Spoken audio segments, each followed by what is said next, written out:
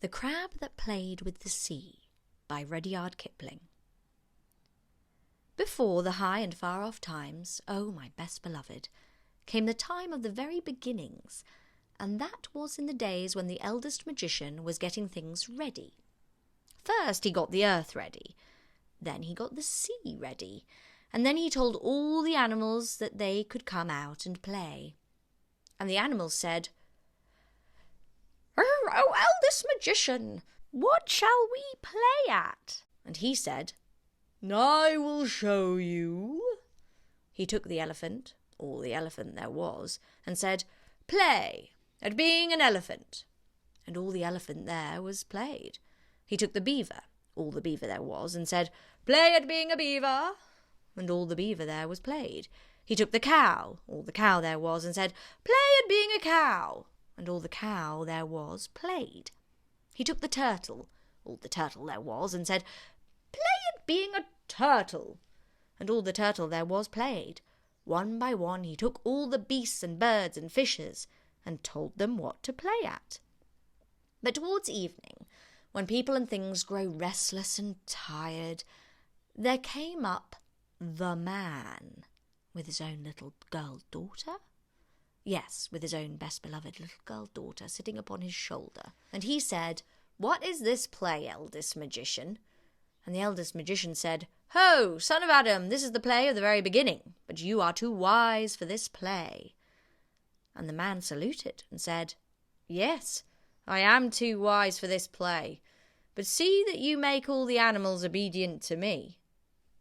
Now, while the two were talking together, Powhammer the crab, who was next in the game, scuttled off sideways and stepped into the sea, saying to himself, "I will play my play alone in the deep waters, and I will never be obedient to this son of Adam." Nobody saw him go away except the little girl-daughter, where she leaned on the man's shoulder, and the play went on till there were no more animals left without orders, and the eldest magician wiped the fine dust off his hands and walked about the world to see how the animals were playing. He went north, best beloved, and he found all the elephant there was digging with his tusks and stamping with his feet in the nice new clean earth that had been made ready for him. "Con," said all the elephant there was, meaning, "Is this right?" "Payakon," said the eldest magician, meaning, "That is quite right." And he breathed upon the great rocks and lumps of earth that all the elephant there was had thrown up, and they became the great Himalayan mountains, and you can look them out on the map. He went east and found all the cow there was feeding in the field that had been made ready for her, and she licked her tongue round a whole forest at a time and swallowed it and sat down to chew her cud. "Murkan," said all the cow there was. "Pahakan," said the eldest magician, and he breathed upon the bare patch where she had eaten, and upon the place where she had sat down, and one became the great Indian desert, and the other became the desert of Sahara, and you can look them out on the map. He went west and found all the beaver there was making a beaver dam across the mouths of broad rivers that had been got ready for him. "Kan," said all the beaver there was. "Pahakan," said the eldest magician, and he breathed upon the fallen trees in the still water, and they became the Everglades in Florida, and you may look them out on the map. Then he went south and found all the turtle there was scratching with his flippers in the sand that had been got ready for him, and the sand and the rocks whirled through the air and fell far off into the sea. "Con," said all the turtle there was. "Pahakan," said the eldest magician, and he breathed upon the sand and the rocks, where they had fallen in the sea, and they became the most beautiful islands of Borneo, Celebes, Sumatra, Java, and the rest of the Malay archipelago, and you can look them out on the map. By and by the eldest magician met the man on the banks of the Perak River and said, "Ho, son of Adam, are all the animals obedient to you?" "Yeah," said the man. "Is all the earth obedient to you?" "Yeah," said the man. "Is all the sea obedient to you?" "No," said the man. "Once a day and once a night the sea runs up the Peric River and drives the sweet water back into the forest, so that my house is made wet. Once a day and once a night it runs down the river and draws all the water after it, so that there is nothing left but mud, and my canoe is upset. Is that the play you told it to play?" "No," said the eldest magician. "That is a new and bad play." "Look," said the man, and as he spoke the great sea came up the mouth of the Peric River, driving the river backwards till it overflowed all the dark forests for miles and miles and flooded the man's house. "This is wrong. Launch your canoe and we will find out who is playing with the sea," said the eldest magician. They stepped into the canoe. The little girl daughter came with them, and the man took his kris, a curving wavy dagger with a blade like a flame, and they pushed out on the Peric River. Then the sea began to run back, and the canoe was sucked out of the mouth of the Peric River, past Selanga, past Malacca, past Singapore, out and out to the island of Bintang, as though it had been pulled by a string. Then the eldest magician stood up and shouted, "Ho! Beasts, birds, and fishers, that I took between my hands at the very beginning and taught the play that you should play, which one of you is playing with the sea?" Then all the beasts, birds, and fishes said together, "Eldest magician, we play the plays that you taught us to play, we and our children's children, but not one of us plays with the sea." Then the moon rose big and full over the water, and the eldest magician said to the hunchbacked old man who sits in the moon spinning a fishing line with which he hopes one day to catch the world, "Ho! Fisher of the moon, are you playing with the sea?" "No," said the fisherman. "I am spinning a line with which I shall some day catch the world, but I do not play with the sea." And he went on spinning his line. Now, there is also a rat up on the moon, who always bites the old fisherman's line as fast as it is made, and the eldest magician said to him, "Ho! Rat of the moon, are you playing with the sea?" And the rat said, I am too busy biting through the line that this old fisherman is spinning. I do not play with the sea." And he went on biting the line. Then the little girl daughter put up her little soft brown arms with the beautiful white shell bracelets and said, "Oh, eldest magician, when my father here talked to you at the very beginning, and I leaned upon his shoulder while the beasts were being taught their plays, one beast went away naughtily into the sea before you had taught him to play." And the eldest magician said, "How wise are little children who see and are silent. What was the beast like?" And the little girl daughter said, "He was round and he was flat, and his eyes grew upon stalks, and he walked sideways like this, and he was covered with strong armour upon his back."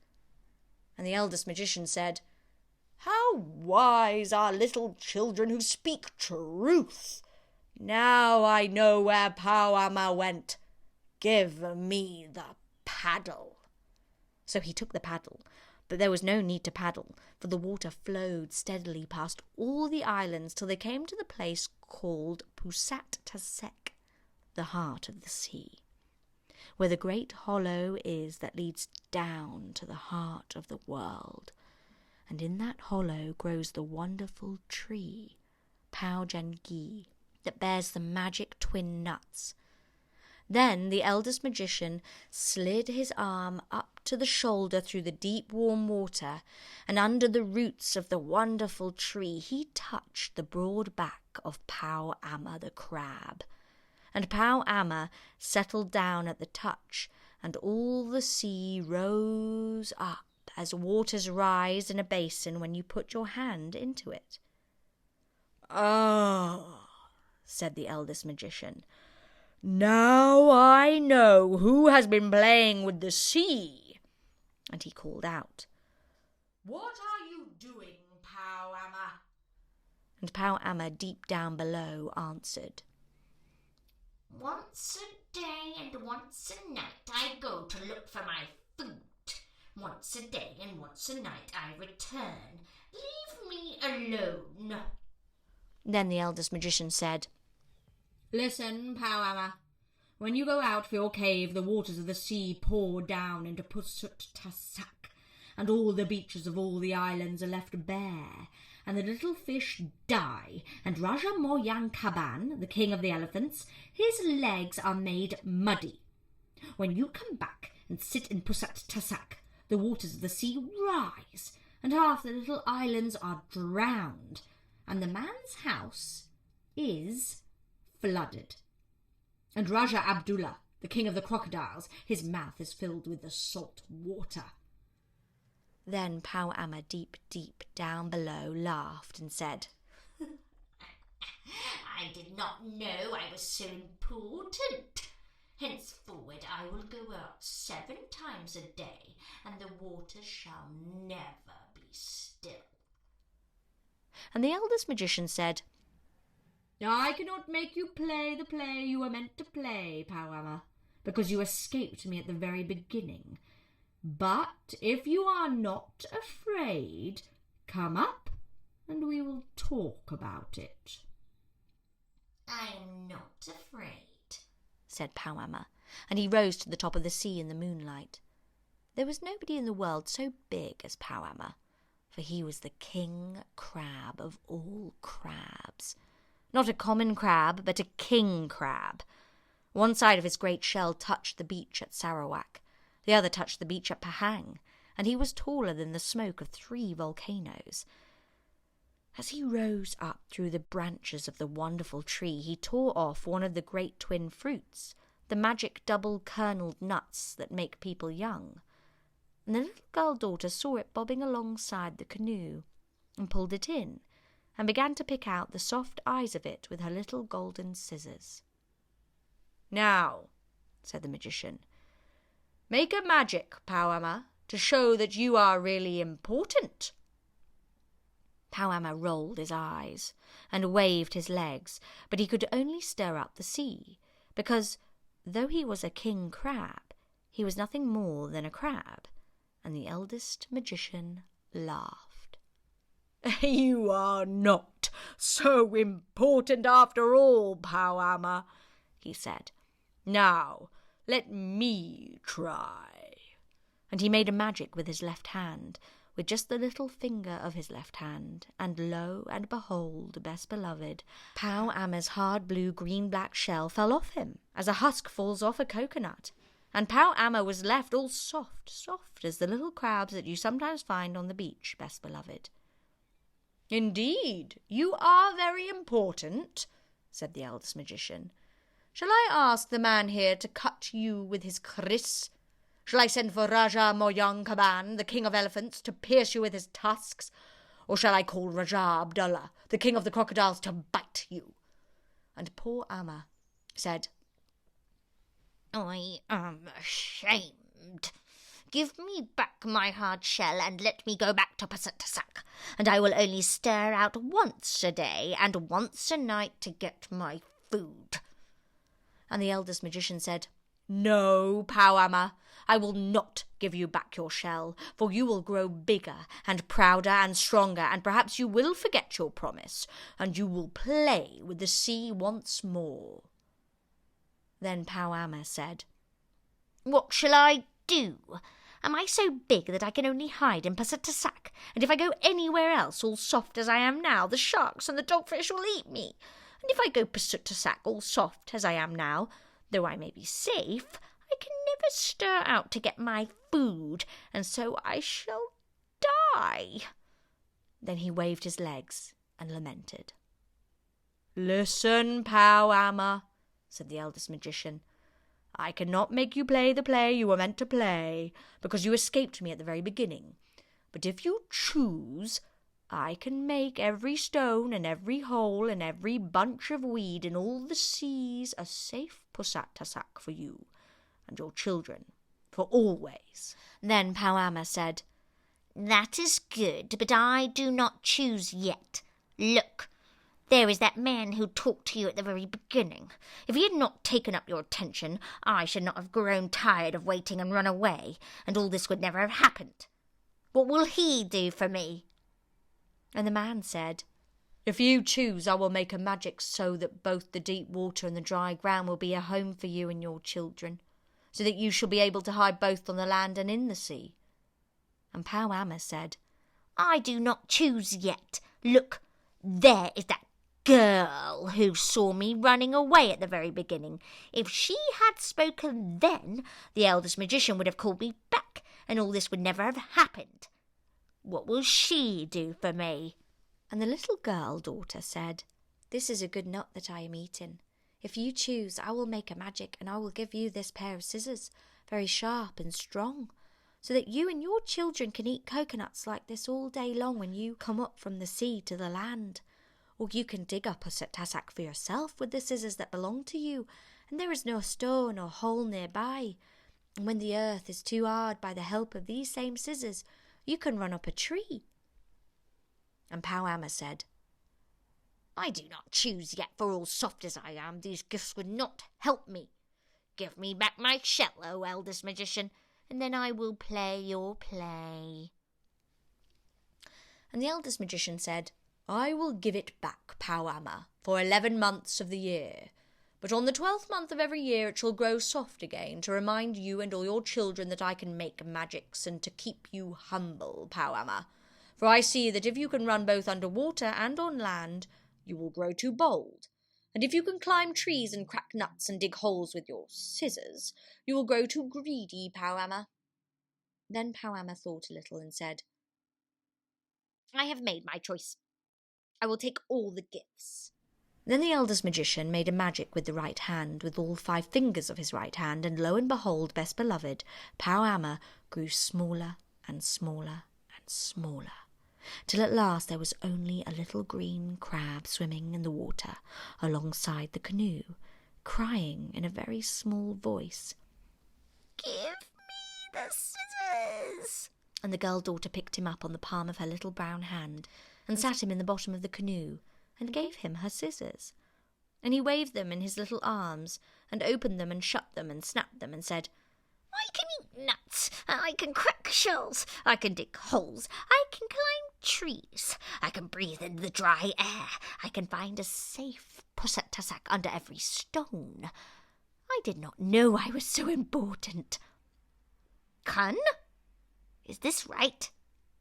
"Bahakun," said the eldest magician, and he laughed and gave him his blessing, and little Powama scuttled over the side of the canoe into the water, and he was so tiny that he could have hidden under the shadow of a dry leaf on land, or of a dead shell at the bottom of the sea. "Was that well done?" said the eldest magician. "Yea," said the man. "But now we must go back to Perak, and that is weary way to paddle. If we had waited till Powama had gone out of pusat-tasak and come home, the water would have carried us there by itself." "You are lazy," said the eldest magician. "So your children shall be lazy. They shall be the laziest people in the world. They shall be called the Malazy, the lazy people." And he held up his finger to the moon and said, "O fisherman, here is this man too lazy to row home. Pull his canoe home with your line, fisherman." "No," said the man. "If I am to be lazy all my days, let the sea work for me twice a day forever. That will save paddling." And the eldest magician laughed and said, "Bahakun, that is right."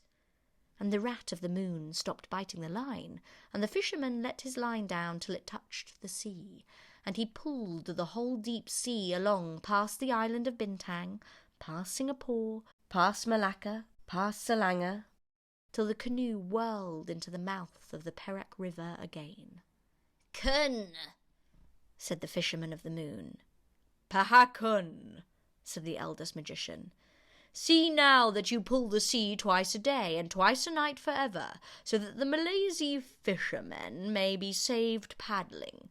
But be careful not to do it too hard, or I shall make a magic on you as I did to Pow Amma." Then they all went up to the Perrick River and went to bed, best beloved. Now listen and attend. From that day to this, the moon has always pulled the sea up and down and made what we call the tides. Sometimes the fisher of the sea pulls a little too hard, and then we get spring tides. And sometimes he pulls a little too softly, and then we get what are called neap tides. But nearly always he is careful, because of the eldest magician. And Pow Amma? You can see when you go to the beach how all Pow Amma's babies make little pusset-tassacks for themselves under every stone and bunch of weed on the sands. You can see them waving their little scissors, and in some parts of the world they truly live on the dry land and run up the palm trees and eat coconuts, exactly as the girl daughter promised. But once a year all Pow Ammas must shake off their hard armour and be soft, to remind them of what the eldest magician could do. And so it isn't fair to kill or hunt Pow Amma's babies just because old Pow Amma was stupidly rude a very long time ago. Oh yes, and Pow Amma's babies hate being taken out of their little pusset-tassacks and brought home in pickle bottles. That is why they nip you with their scissors, and it serves you right. China-going P&Os pass Pow Amma's playground close, and his pusset-tassack lies near the track of most BIs. NYK and NDL know Pow Amma's home as well as the fisher of the sea knows Ben's, M&M's and Rubatinos. But, and this is rather queer, ATLs cannot come here. O and DOA must go round another way. Orient, Anchor, Bibby, Hall never go that way at all. UCS would have a fit if it found itself on it. And if beavers took their cargoes to Penang instead of Lagos, or a fat Shaw Savile bore passengers to Singapore, or a White Star were to try a little trip to Sarabaya, or a BSA went on past Natal to Cirebon, then great Mr. Lloyd's would come home with a wire and drag them home. You'll know what my riddle means when you've eaten mangosteens. Or, if you can't wait till then, ask them to let you have the outside page of the Times. Turn over to page 2, where it is marked Shipping, on the top left hand. Then take the atlas, and that is the finest picture book in the world, and see how the names of the places that the steamers go to fit into the names of the places on the map. Any steamer kiddie ought to be able to do that. But if you can't read, ask someone to show it to you. And that has been The Crab That Played with the Sea by Rudyard Kipling, read by Georgina Morton.